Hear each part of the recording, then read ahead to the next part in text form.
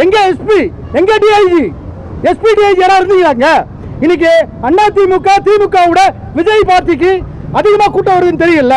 அப்ப கவர்மெண்ட் ஏன் இந்த ஸ்டண்ட்? யார் உள்ள வந்தது? 1000 பேர் எக்ஸ்ட்ரா வந்து தள்ளுமுள்ளு பண்ணி கத்தி எடுத்து வெட்டி செருப்பு எடுத்து அடிச்சு, செருப்பை நீங்க ரவுண்ட் பண்ணி விஷுவல் பண்றீங்கல்ல, செருப்பு வந்து விழுதுன்ட்டு.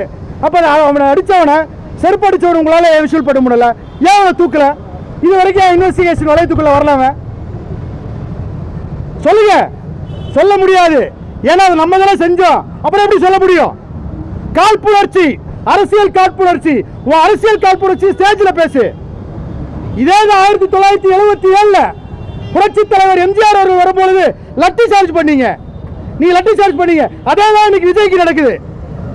ஏன் நீங்க உங்க பாலிடிக்ஸை பண்ணுங்க, போய் பனையூர்ல போய் சண்டை போடுங்க, ஸ்டேஜ் போட்டு சண்டை போடுங்க. மக்கள்கிட்ட எங்க காட்டுறீங்க? தமிழக மக்கள்கிட்ட எங்க காட்டுறீங்க? வழக்கஞ்சர் எங்களுக்கு எங்களோட ஆதகமே நீங்க மக்கள்கிட்ட காட்டுறதுதான். மக்களை ஏங்க கொலை வழி ஆக்குறீங்க? இதுல ஒரு மண்ணாங்கட்டி கேம்பெயினிங் வேற. அந்த செந்தில் பாலாஜின்ற ஒரு முன்னாள் மந்திரி, அதாவது பாட்டில் ஒரு பேரை போட்டு ஹாஸ்பிட்டலில் ஸ்டண்ட் காட்டுறாரு. என்னங்க இது? ஆம்புலன்ஸ் திமுக போட்டிருக்கீங்க. இதை விட கேவலமான விஷயம் என்னங்க இருக்கு? மக்கள்ல பைத்தியக்காரனாங்க, தமிழக மக்கள்ல பைத்தியக்காரனா? என்ன நினைக்கிறீங்க? 10,000 பேர் வரான்னு சொன்னா 27,000 பேர் வந்துட்டான்னு சொல்றீங்க. எங்கெங்க பேரியாச்சுங்க? எங்கெங்க போலீஸ்? இன்னைக்கு சிஎம் போறா 2,000 பேர் போலீஸ் வரீங்கல்ல, 2,000 பேர் சும்மா வெட்டியா வந்து நிக்கிறீங்களா? நீங்க அந்த இடத்துல போய் பாதுகாப்பு கொடுக்கல? உங்களால ஏன் பாதுகாப்பு கொடுக்க முடியல? சொல்லுங்க முதலமைச்சர் அவர்களே, சொல்லுங்க. கேவலமான ஸ்டண்ட் பாலிடிக்ஸ் இது.